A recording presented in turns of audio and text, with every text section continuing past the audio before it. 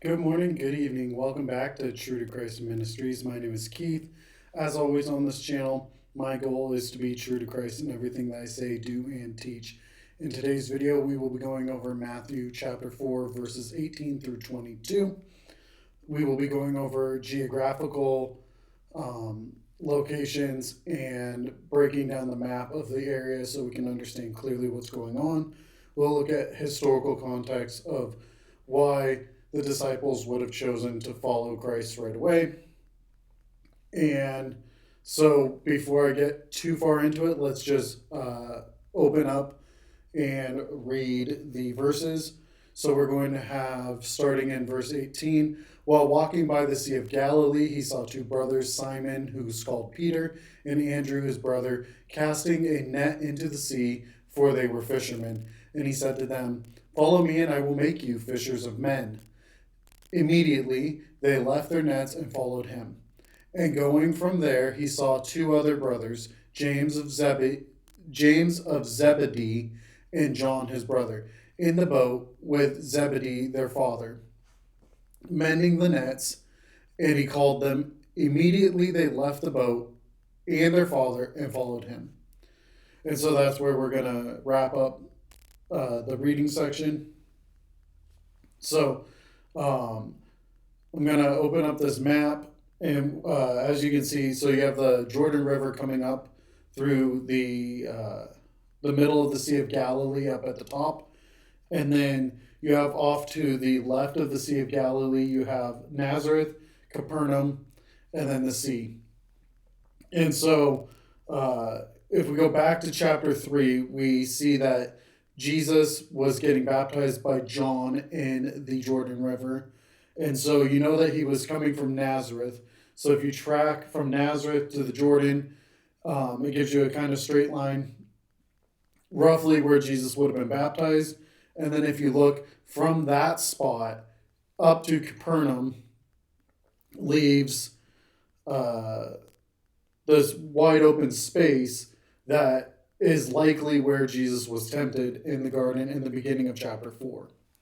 And so that's just the geographical location and how it breaks down, because sometimes it's confusing because we don't necessarily know the area or the geography of it all. Excuse me. And so that's the breakdown of the map. Now, when we go back and we're reading it, one thing that jumped out to me is that verse 20, it says, they immediately left their nets and followed him.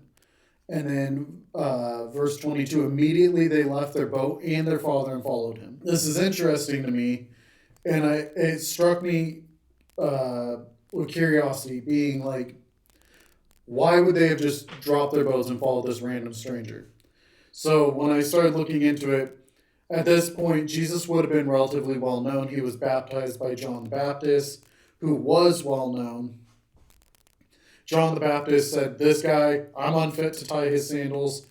And essentially, Jesus is walking around acting as a rabbi. And so in the culture of the time,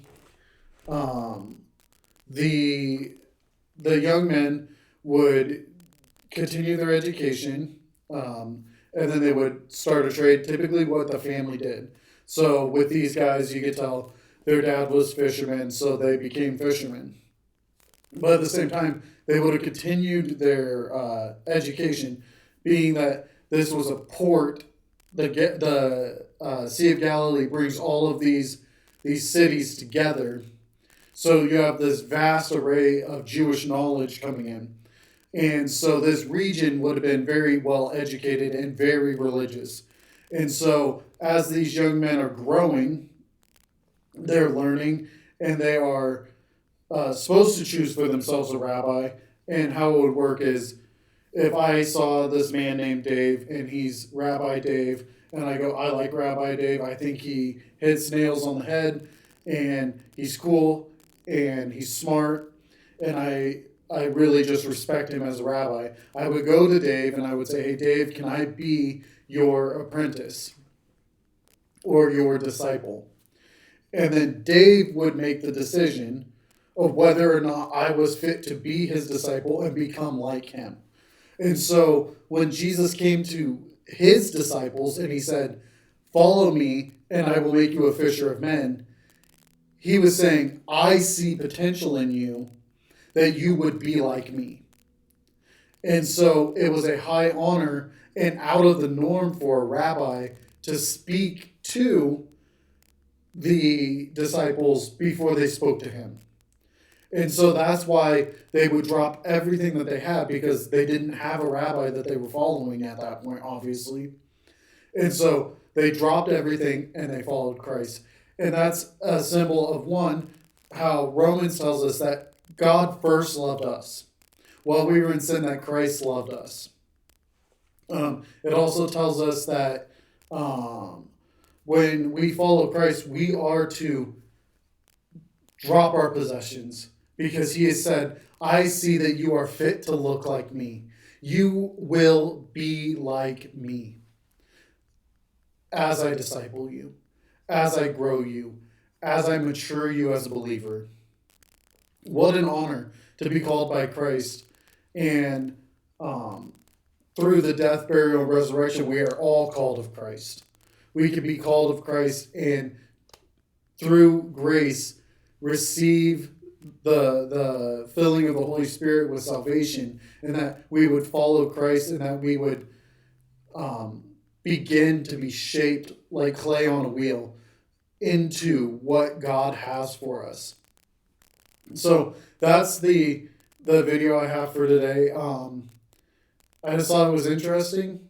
I never really understood the dynamic of like the rabbi and the disciples, and how it's so much different than our culture today. So anyways, that's what I found interesting from my studies on this.